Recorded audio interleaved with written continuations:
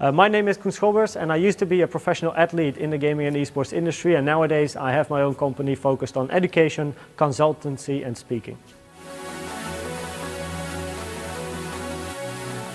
The gaming and esports industry at the moment is really big. It's a $151 billion industry, which is 3.5 times bigger than the movie industry and 5.5 times bigger than the music industry. There's 450 million people watching gaming competitions worldwide, which is equal to, for example, golf in the sports industry. And 2.4 billion people are playing mobile games in 2019, and that's just mobile games, so it's very big.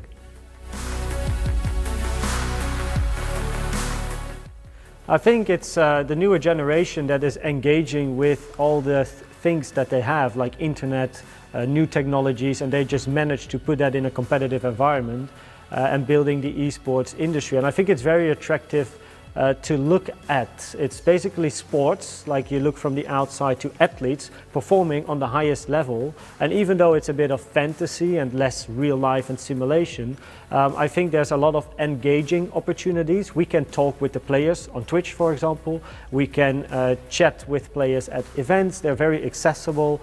I think that's very attractive.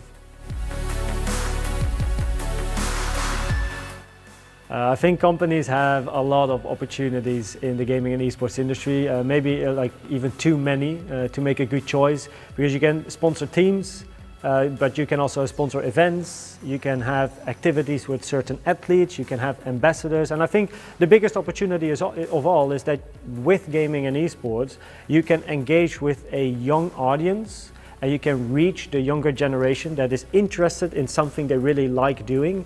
And when they see a company is supporting their passion, their industry, I think you have a step forward compared with competitors that don't engage with that same industry.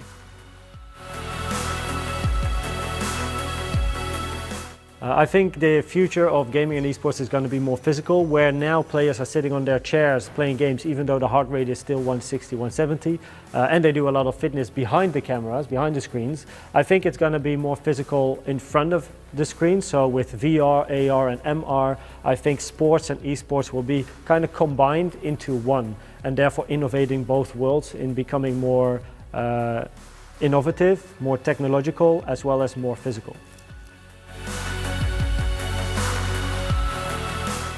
I think that's probably the most interesting question of all, right? I think in the end you can't stop this industry. It started, it's so big, it's growing bigger and bigger and bigger, and I think it will add to a utopia, to like this fantasy dream future where people engage. I think esports and gaming have no borders. It's very easy to communicate with people from China, from America, and play with these people as well, which is a great addition to having a utopia, being able to connect with people around the world.